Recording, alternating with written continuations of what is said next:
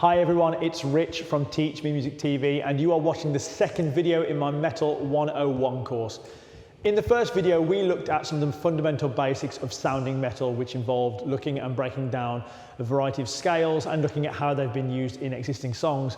But in this video I'm going to be teaching you how to take a scale of your choice and, using some theoretical ideas and some practical applications, turn a singular scale into a fantastic metal riff. So first and foremost, what exactly is a riff? In popular music, a riff is defined as a short repeated phrase, usually used as a hook in a song or as a refrain or chorus, a repeated section that keeps coming back. In heavy metal music, guitars play a huge part in creating that massive wall of sound that we associate with the genre. So there's a huge emphasis placed on the importance of a good riff. Cast your mind back over the years and think about how many memorable and notorious riffs from heavy metal artists you can think about, whether it be the slow, doom-laden trawl of Iron Man by Black Sabbath,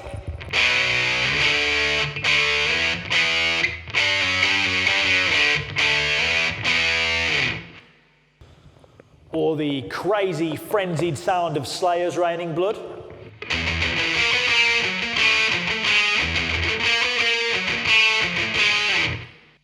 or think about more modern interpretations of guitar riffs like Trivium's Like Light to Flies,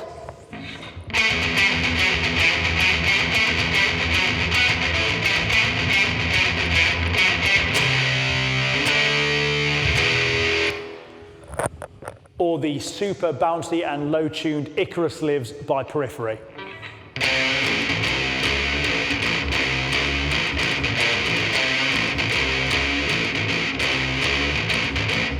So all these riffs and many, many more vary massively in sound and style, which begs the question, what defines a good riff? How much theory goes into it? How much of it is simply felt in the moment? In this video, we're going to be breaking down compositional and practical applications that you can use to help develop your riffs better. Before we start though, it's important to take this into account. Music, like any art form, is completely subjective to opinion. There's no real science behind writing a riff. And although I'm going to give you all the tools you need to be able to create good metal riffs, it's not to say that following this step-by-step instructional video will help you develop the best riff of all time. What I'm simply doing in this video is giving you a different variety of compositional techniques that you can apply to your writing. Ultimately, this all comes down to you as a creative, but these step-by-step processes might help develop some ideas that you wouldn't have thought of otherwise. With that all in mind, let's get started on writing our riff. The very first thing we're going to do is look at building it from a singular scale. So the first thing we're going to do is start with a scale of your choice. In a genre as boundary pushing as metal, the sky is truly the limit when it comes to picking a scale. And we explored some possible choices in the previous video in this course, where we talked about scales that you can use to sound metal. Very quickly, some of the ones we explored were the minor, the harmonic minor, Phrygian and Phrygian dominant, and the diminished scale, all of which are great examples to use as a starting point for your riff. However, if you want to use something different or a scale that wasn't mentioned in this video, that's completely up to you. Personally, I'm a massive fan of genres like melodic death metal and deathcore, so I get particularly drawn to the likes of the scale like the harmonic minor,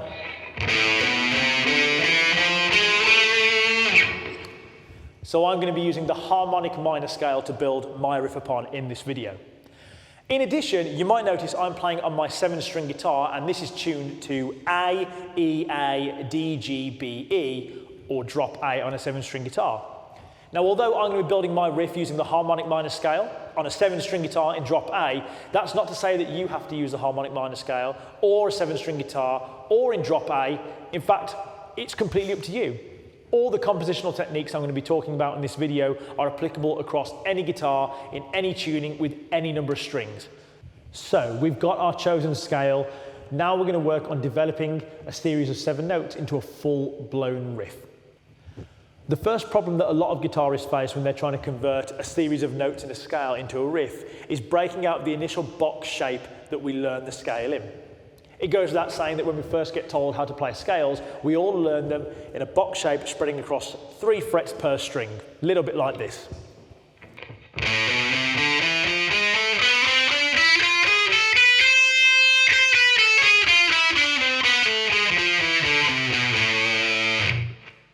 So that's my chosen scale in its 3-note per string pattern. And as you can see, it boxes me into this little shape about there on my fretboard and doesn't really allow me for much else there.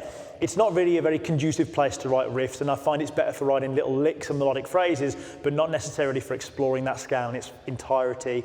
And I don't really find that ideas flow very naturally from that scale shape. So what can I do to alleviate this problem? What can I do to help get myself into a more riff writing frame set of mind? So the first thing that I'm going to do is take my scale, take my note pattern, and I'm going to stretch it across one string. And the string that I'm going to choose to do it across is my lowest string. So on this guitar, it is going to be across my bottom A string, my 7th string.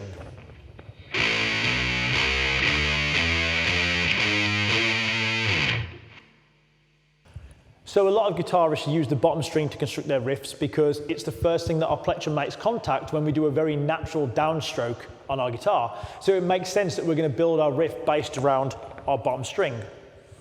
In the same way, I'm also going to build my scale using my open note of A as my root note of the scale. Once again, the reason why I'm doing that is because the first sound that I can make on a guitar when my plectrum makes that downward motion is an open bottom string. So it makes sense that I build my entire riff around that note. Also, it means that I've got something I can pull off to at any given point, and I always have an easy way of returning back home. So the scale looks a little bit like this down one string.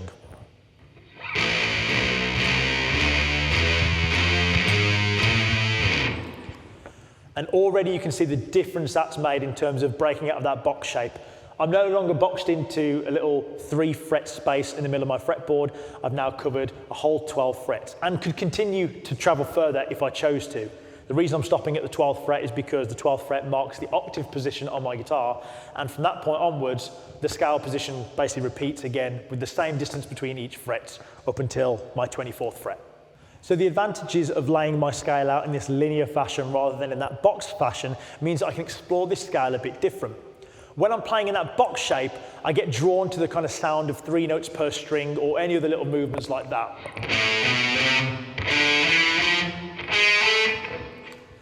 Once again, it's not particularly an area where a lot of ideas flow, and those sounds sound a bit generic and boring. Laying it out across here, across the entire 12 frets of my guitar, and using my open string as a root note means I can jump back and forth between notes and explore some of those intervals and sounds in a little bit of a different way.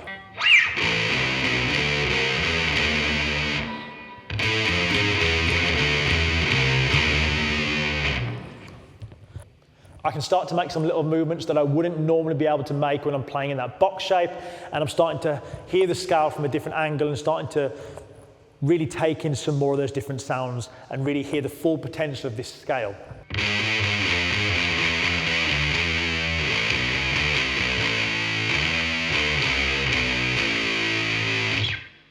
The important thing right now that you've laid your scale out in a linear fashion is to start exploring this scale and playing around with the notes that you like the sound of. In addition, the more comfortable you get with this scale, the more you can start to transfer it onto other strings. The advantage of playing in a drop tuning where my bottom string is tuned to the same as another string is that it instantly means I've got another space that I can put the same note pan onto.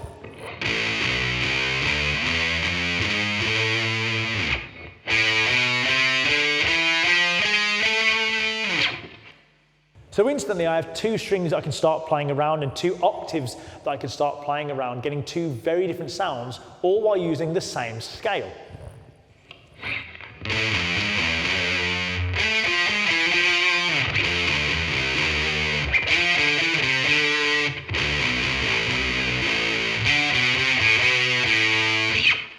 Whatever I do on one string, I can just repeat the pattern again on another.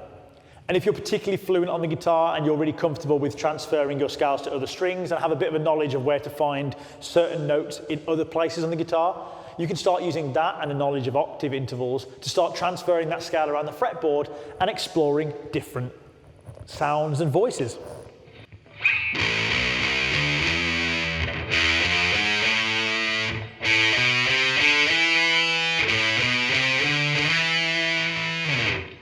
The goal of spreading my scale around onto these different strings means I've got a little bit more harmonic and intervallic range, and I can start playing around with some different sounds and basically freeing up more of my fretboard to use to write my riff.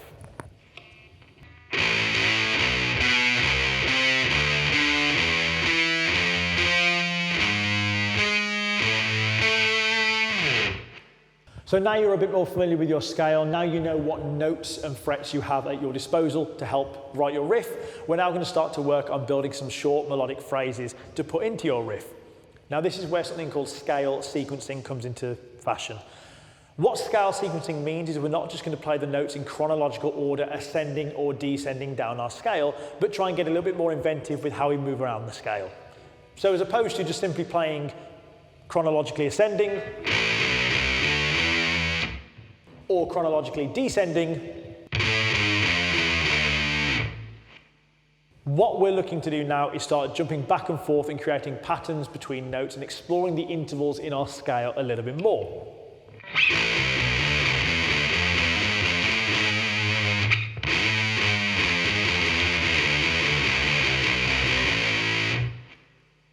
One scale sequencing pattern that I really enjoy using in the music that I write is a motion that I call 2 steps forward, 1 steps back. By this logic, we take our scale of our choice, we move up 2 notes in that scale, and then pull back 1 note, then move another 2 notes forward, back 1 note, forward another 2, etc., etc. So instantly with something as simple as that, we're starting to explore more of those sounds that we normally wouldn't pick up on when they're fixed in that box position.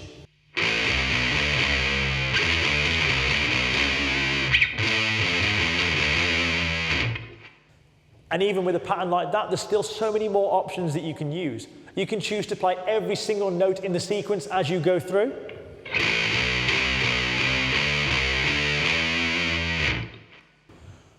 Or just play the notes at the end of each movement.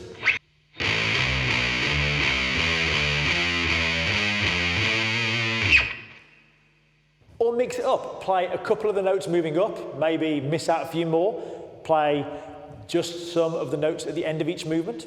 Sky's the limit, remember?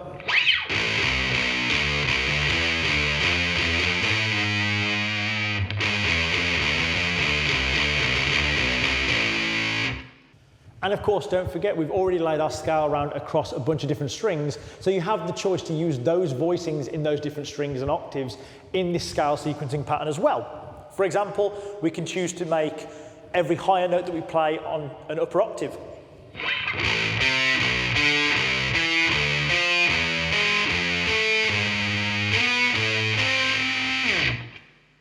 Or invert it and play the lower notes in the upper octave, but the higher notes in the lower octave.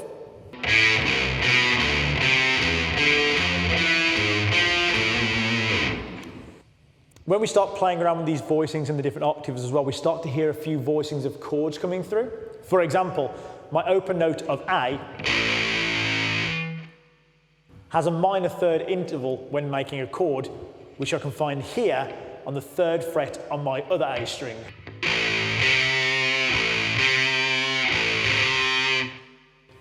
And when I start to play those 2 notes together, I start to get a little bit kind of like an impression of a chord there, and it's really easy to fill out the notes in between and start adding dyads and triads and power chord based sounds into your riff.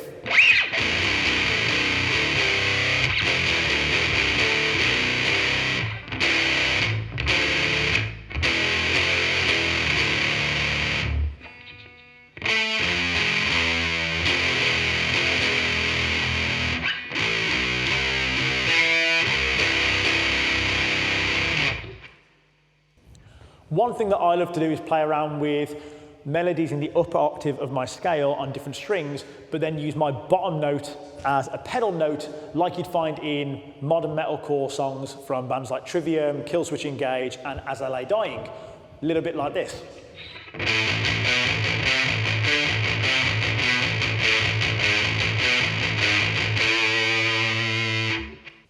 What this does is create a pedal note where that constant bottom note A is just reinforcing the root note of my scale, but I'm still developing some really nice melodic phrases around the upper octave that really give off the feel of the scale that I'm playing in.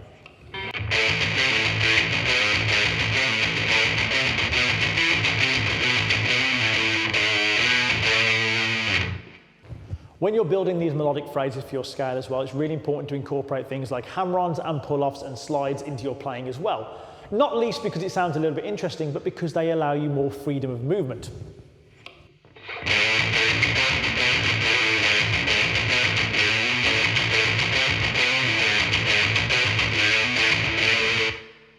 The advantage of using hammer-ons and pull-offs is you can maneuver to notes that you wouldn't normally move to with static, normal motions.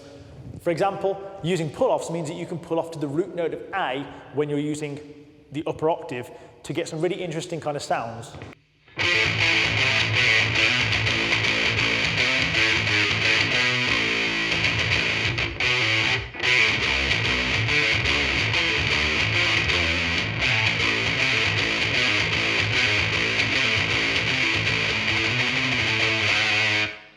So you're exploring these sounds, you're using hammer-ons, pull-offs and slides to maneuver your way around the fretboard and maneuver your way between octaves using lower voicings as well as higher ones. But remember, you don't just have to move in patterns chronologically up and down the scale. You can focus on one area of the scale and then move up to a completely different part of the scale rather than moving up to the next consecutive space in your linear pattern.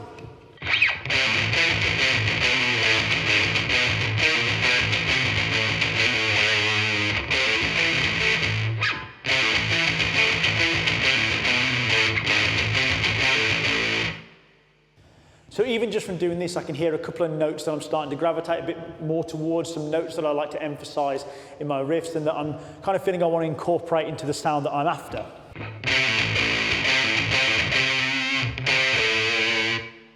So I'm really enjoying the sound that my flattened third in my scale brings me and pulling back to the root note and using my bottom A string as a pedal note.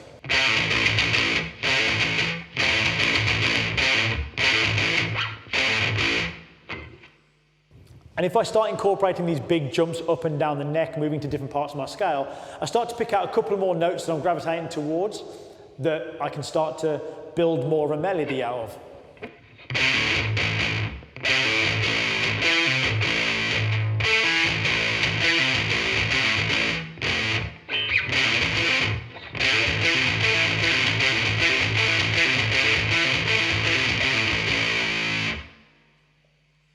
Now what I'm starting to do with these notes that I'm being pulled towards is start to arpeggiate a chord. For those of you who are a little bit unfamiliar, arpeggios is where we take the notes of a chord and we break them up. In this instance, I'm playing the notes that make up an A minor chord. So those notes are my root, my flattened third, and the fifth of my scale.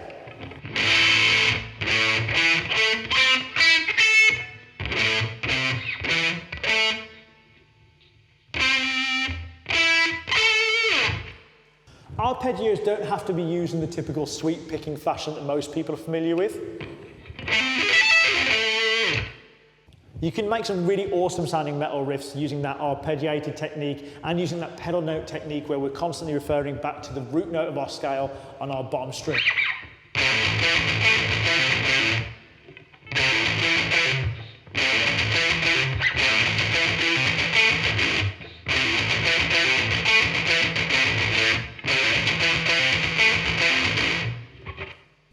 So another thing that's really comforting here is, once again, because my scale is built around this bottom A string, it means that no matter where I move around my fretboard, I can always make sure that that bottom note is my kind of return to home kind of sound.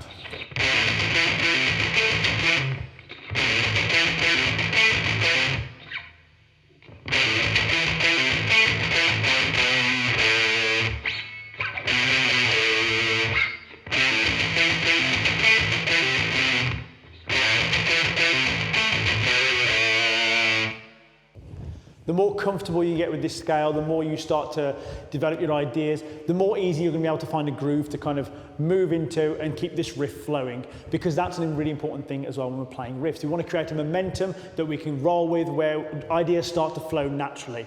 As much as we're trying to put a bit of thought and deliberation to what we're playing, a huge part of riff writing comes to finding a little pocket that you can play in and rolling with an idea and feeling comfortable enough to move around the fretboard to develop that idea in the moment rather than meticulously plotting out each note.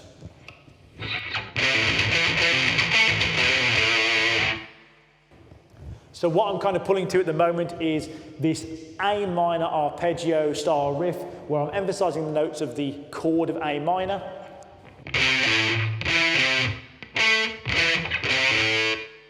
So what I'm starting to lean into with this riff is I'm really playing around with these arpeggiated notes from the A minor chord. I'm using some hammer-ons and pull-offs to maneuver between them, and I'm jumping around my scale a little bit, gradually moving upwards and then coming back down again. It outlines that sound of that A minor chord, but still gives me a little bit of room to add some little flourishes using some other notes like the second and playing around at the top near the beginning of my scale. So I've now got my first section of my riff, which is this A minor arpeggio with a couple of little hammer-ons and pull-offs. And it goes exactly like this. And given the music that I'm into, given the reason why I chose this scale, it's sounding exactly how I want to. It's sounding fast, it's sounding frantic, it's sounding very melodic death metal, deathcore kind of sounding.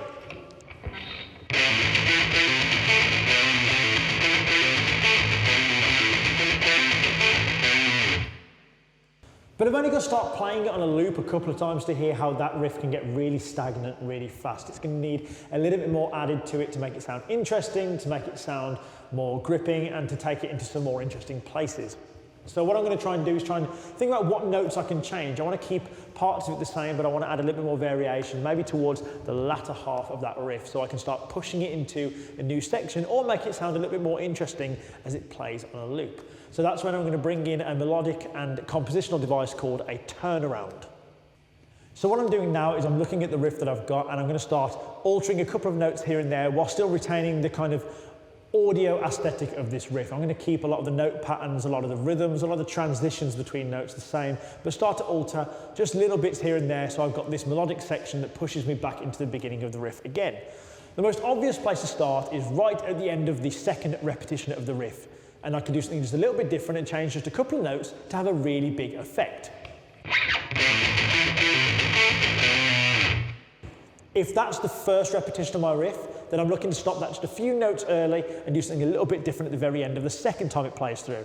Maybe taking some of the notes that I've used already for that final little scale run,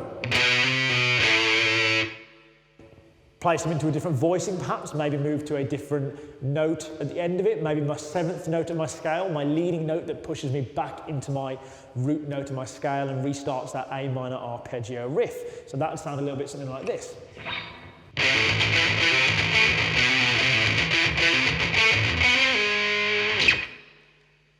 And it doesn't sound too bad, it sounds pretty good, and it does sound like it could restart the riff again, but it doesn't quite sit right with me. It sounds a little bit too similar.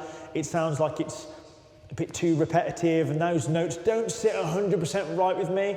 So I'm thinking about trying to take like sections of the riff and maybe alter the beginning part as well. Just add that little bit of variation in so that it gives me a bit more creative freedom to change the ending of that second repetition to go into a new direction.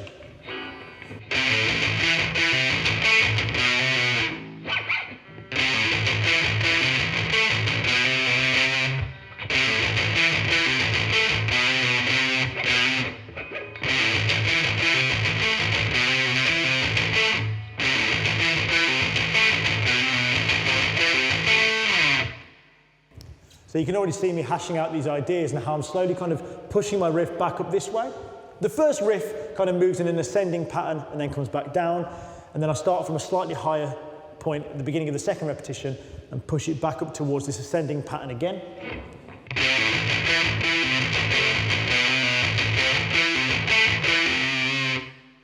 Still using a lot of the phrasing that I used in the first one, a lot of the same patterns and motifs that I used in the first half of my riff, but just kind of starting it at a slightly different point and then moving it in a slightly different way than I did in the first half of the riff.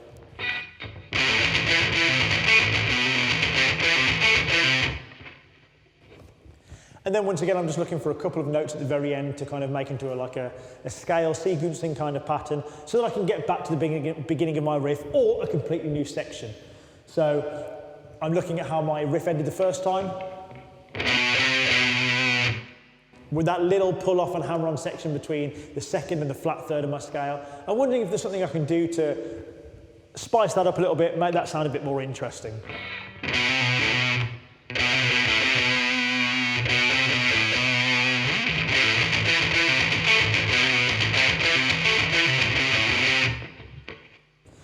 Yeah, that'll do.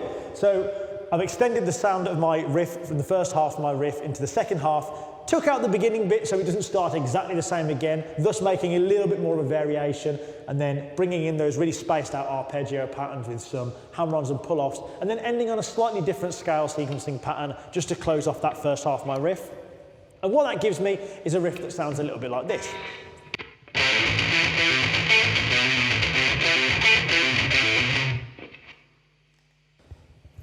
And I'm pretty happy with that. That sounds pretty cool. It sounds fast, frantic, melodic death metal infused, a little bit of deathcore influences in there, really getting that A minor feel and really kind of focusing on the notes that I like using from my scale, my root, my third, my fifth, arpeggiating the notes of the A minor chord, and then throwing in my second degree as well to kind of add a little bit more harmonic variation to it.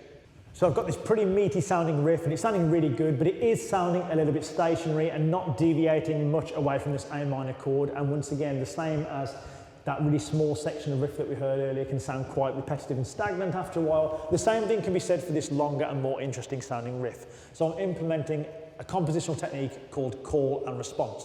So in popular music, a call and response is a kind of, as the name implies, call and response style pattern where one musician or one instrument will play a certain note pattern and the other instrument or player will play another note pattern, slightly different, as a kind of response to the previous musician's call. You can also do this on your own when you're working as a solo musician or writing some music on your own by creating a melodic phrase and then writing a separate melodic phrase to add as a complementary response to the call afterwards. So right now I'm thinking about using the first half of my riff as a call, and then I'm thinking, what can I do as a response?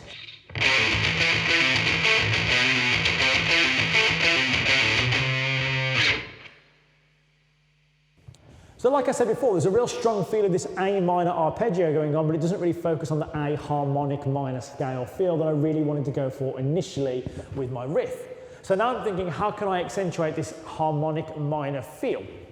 Now, if you watch the first video in this Metal 101 course, you'll know that the harmonic minor scale is defined by a flat third and a flat sixth, just like a natural minor scale, but it's also defined by a normal major seventh interval at the very end that leads back into our root note.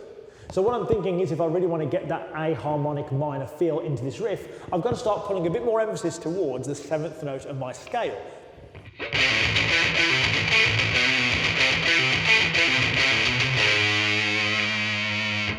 Which is right there, just one fret below one of my starting notes. So to keep a bit of consistency throughout my riff, I'm going to use a similar kind of style of playing and a similar kind of style of riffing for the second half of my riff, but I'm going to focus on perhaps a maybe different set of notes. I'm going to focus on arpeggiating the notes of a chord, and I'm going to focus on using those hammer-on and pull-off motions and those big jumps that I used throughout the first half of my riff, but instead of focusing on A minor, I'm going to be focusing on the seventh degree of my scale, which is G sharp diminished. So first of all, I'm going to try and plot out where those notes are and start playing around with some similar kind of movements that I had in the first half of my riff, keeping a lot of those rhythmic patterns to kind of create that air of familiarity.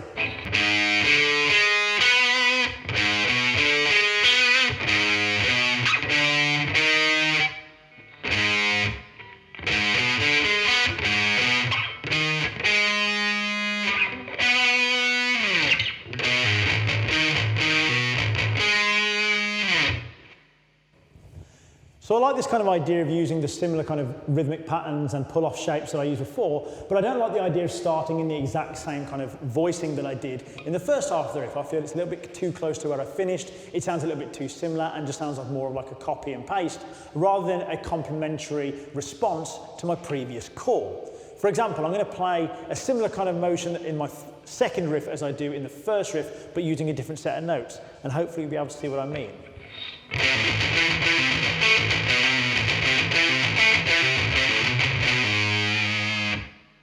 Sounds a little bit too low for my liking, sounds like it's moving in the wrong kind of direction.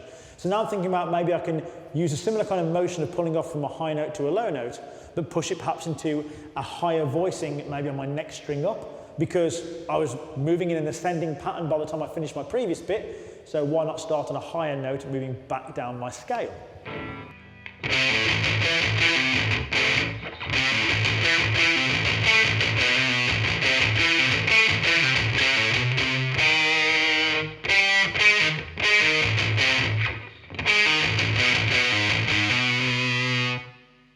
So what I'm going to do in this second half of my riff is I'm going to really focus on hitting that G sharp note to really emphasize that harmonic minor sound, and then I'm going to work my way down an arpeggio going back towards the root note from the upper octave.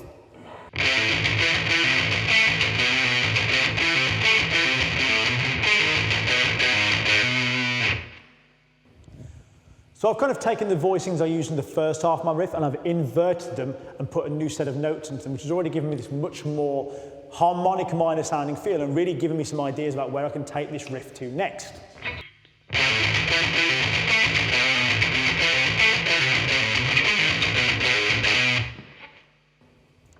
So once again, on the first half of my riff, I usually have a scale run here, a little scale sequencing pattern, and I'm thinking about doing a similar kind of thing, but once again using notes that kind of drag me back to that G sharp note above my root note of A to really emphasize the fact that I've shifted into this other note and emphasizing once again that harmonic minor feel.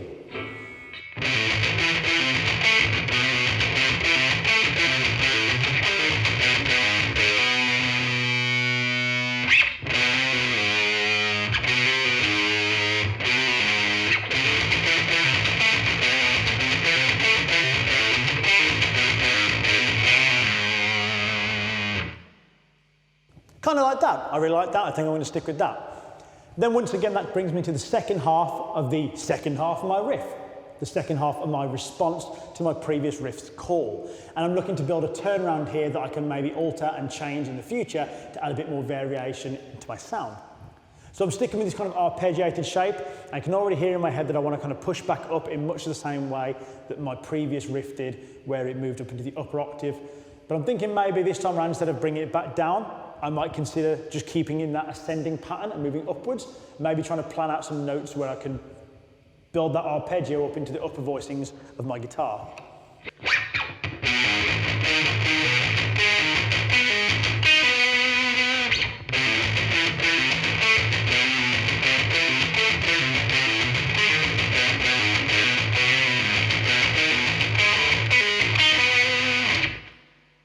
Yeah, that sounds pretty good to me. That sounds really heavy, thrashy, a harmonic minor kind of feel, which gives me a very different kind of second half of the riff with a completely different turnaround at the midpoint and at the very end.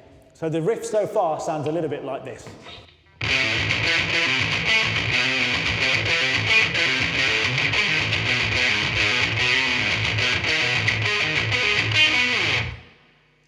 So we are almost there. I'm feeling really content with this riff, and you've seen how I've gradually built this up from the shape of a harmonic minor scale.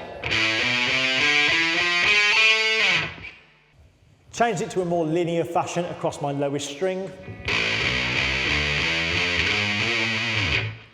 Stretched it across different strings.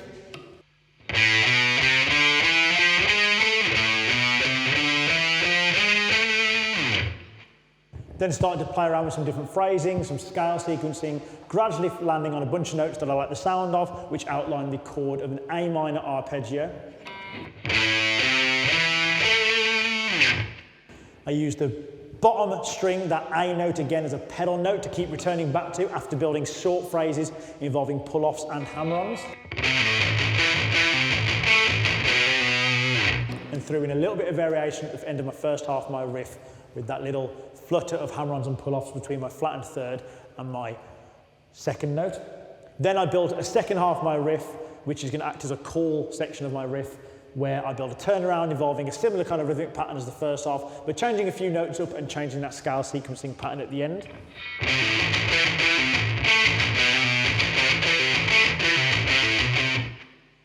And then recreated a response to that riff in the form of a G-sharp diminished arpeggio riff, where I use different voicings, but still maintaining the same rhythmic patterns, the same rhythms, the same little note flourishes here and there, and then building a turnaround at the latter half of that riff, ascending up the neck in a different way that I did in the first half of my riff.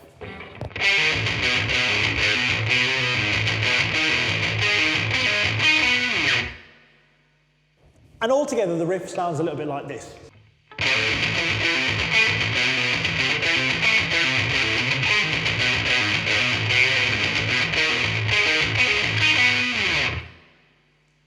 And it does sound really good. I'm really happy with how this is sounding. But in the same way that if I just took that first part of the riff and I repeated it over and over again, there's still a chance that repeating this, it can sound a little bit stagnant and just a little bit repetitive, but not much. And this is where those turnarounds are going to come in handy.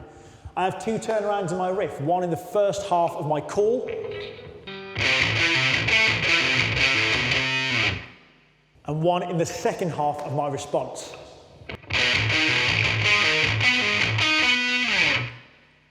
So these are going to be the two sections of my riff that I'm now going to just make some slight alterations to help improve my riff the second time around it hears, and thus stretching my call and response idea across 2 repetitions. So first of all, let's look at the turnaround section in the first half of my riff, the second time it repeats. So I want to kind of shy away from the arpeggio sound that I've been using for the majority of this riff and do something a little bit different for this next turnaround. I just think that if I stick too much with the one sound, it's going to sound really repetitive and it's going to be a bit of a bore on the ears. I want to keep my riff sounding exciting and fresh at all times. So I'm thinking about using some of the notes that I've already played, but presenting them in a different way, maybe changing up how I pick, maybe using some different transitions between notes and seeing what I can do with that.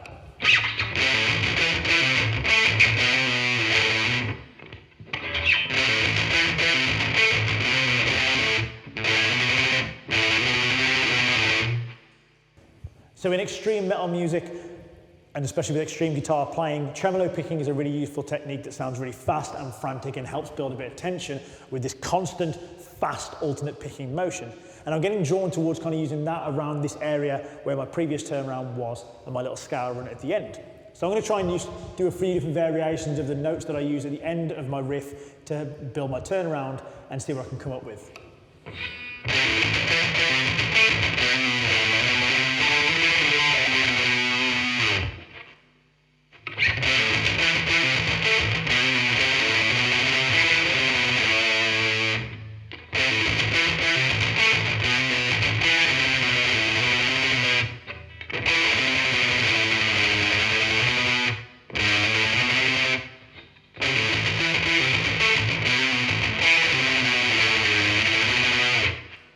So that last one that I used there, I quite liked. I'm using a lot of the notes that I used in the first scale run, and I'm using notes that are accentuated throughout my first riff, the root, the third, and the fifth of my A minor chord. I'm chucking in that second degree of my scale there as well.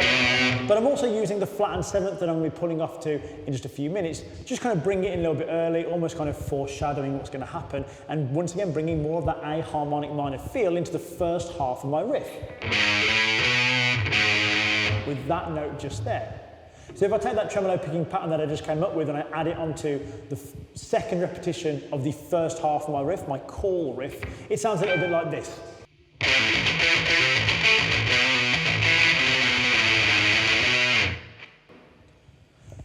Let's see how it sounds with the rest of the riff stuck to it.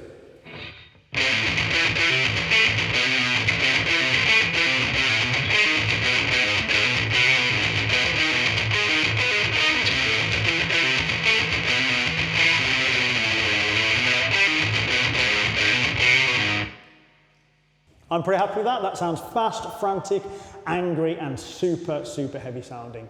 So then I've changed some of the notes of the second half of my riff from my first repetition, altered it slightly with a completely new different feel, and even chucking in a few notes that I haven't used before already. So I'm using things that sound familiar while also bringing in some new ideas, and it just helps keep that riff a little bit more interesting and holds the listener's attention for a bit longer. And that takes me to the final variation that I want to add in at the very, very end of the second repetition of my second half of my riff, my response riff. And that's going to be those last few notes where I built that arpeggio building up my neck.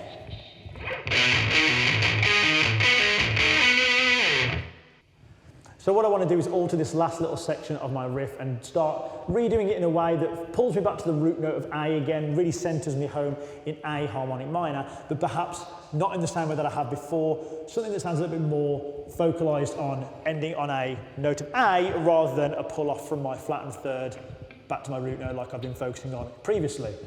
So I've used a lot of scale sequencing patterns, so that's going to be one of my first go-to things that I think about when I'm trying to figure out a turnaround that I can change into this last part of my riff. So I'm going to try and play around with a few different note patterns that I've already used, maybe try and add a few extra ones in and develop some ideas.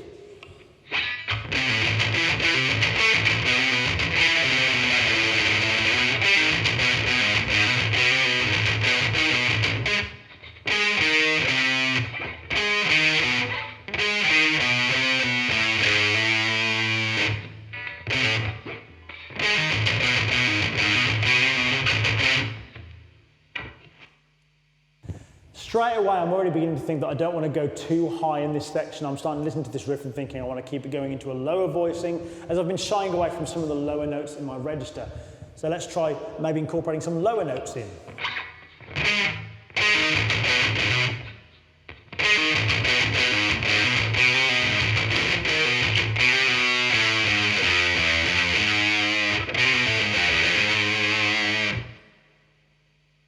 I like that kind of idea of using those notes, but maybe not in that order. I'm using some notes that I haven't already used. I'm focusing a little bit more on the 6th and 5th notes of my scale, which I've used the 5th already in a higher voicing, but I haven't gone down to a lower voicing of it, and I definitely haven't used the 6th. So I'm thinking that maybe for this last section, I want to bring this in, so then I've technically used all the notes of my scale pretty much. And once again, I'm developing some new ideas right before I take us into a new section.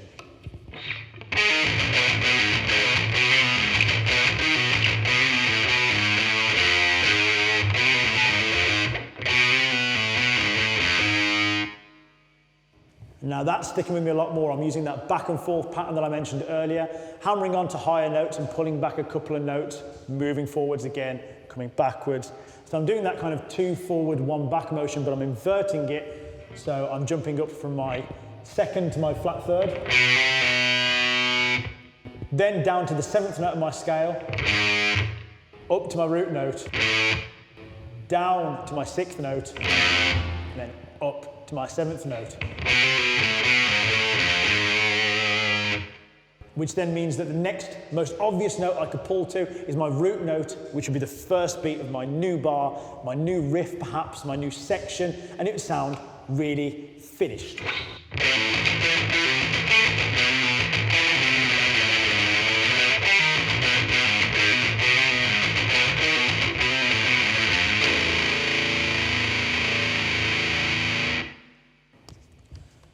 So now I've got that, let's have a little look at how this riff could sound all the way through.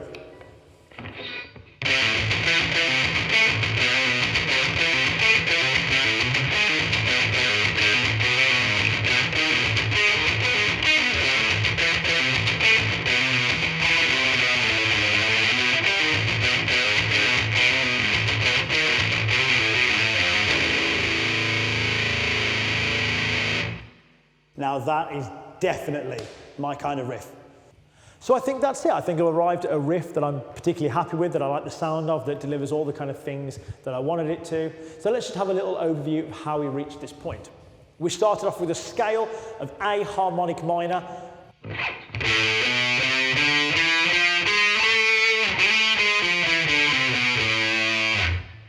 We took that box shape and we laid it out in a linear fashion across the bottom string, using my bottom string open note as the root note of my scale.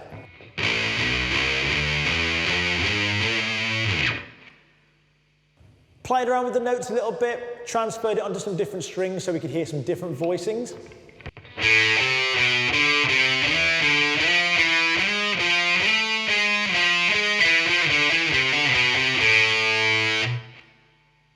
Started to play around with intervals and different voicings in different octaves, using the higher strings to start building melodies.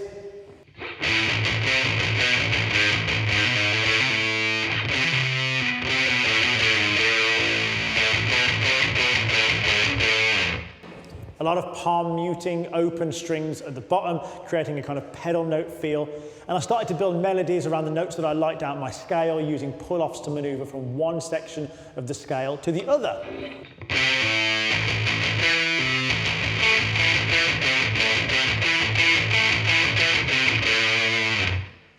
Gradually started to outline an A minor arpeggio and started to develop that with a few more rhythmic ideas and a few more double stops and some more extra notes chucked in, and started playing around with a little bit of the rhythm, and gradually developed this kind of sound.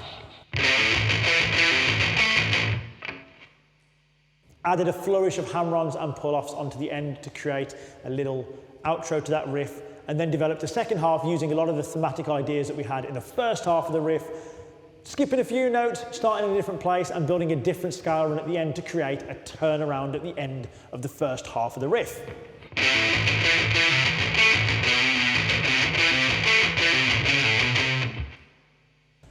Then we wanted to create a response to our call that we'd done. So we took the same thematic ideas, we took the same movements, the same rhythmic patterns, the same accentuations, and we used the different notes of a different chord to build a new riff.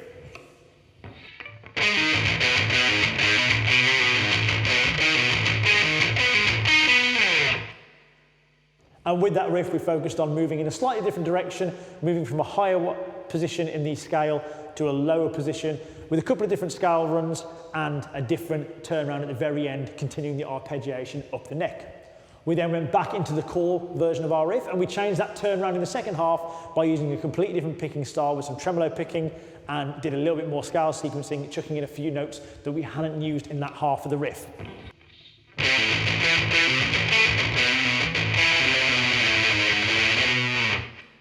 And then finally responded with the response part of my riff, changing that turnaround at the end, using a different voicing, playing around with some different notes and incorporating some new elements in, gradually building me back to my root note of A.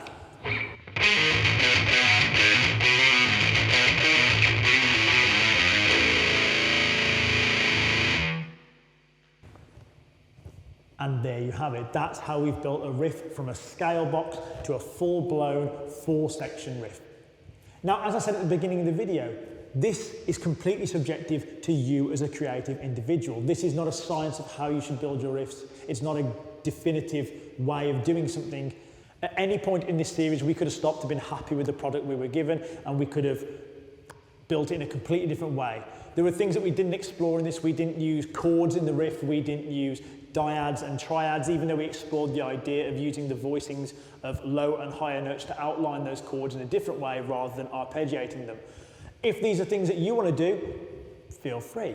Utilize them how you see fit, because at the end of the day, you as a creative dictate how your riff will sound. And more importantly, if you think your riff didn't need all these variations, if it doesn't need as many turnarounds, if it doesn't need a call and response, then it's not to say you should have it. The purpose of this video was to give you different compositional ideas and playing techniques that you could utilize to help build out your best ideas from your brain to make the best possible riffs that you can make. And that's it for my Metal 101 course. Over these 2 videos, we've explored some of the basics of how to sound metal, utilizing scales to get our most evil and heavy sounds that we can get. And then we've taken some of those ideas that we explored in our first video and developed them into a riff of our own in this second video. If you've enjoyed this course, please do stick around. I've got so much more cool stuff coming your way. But in the meantime, I'll see you soon.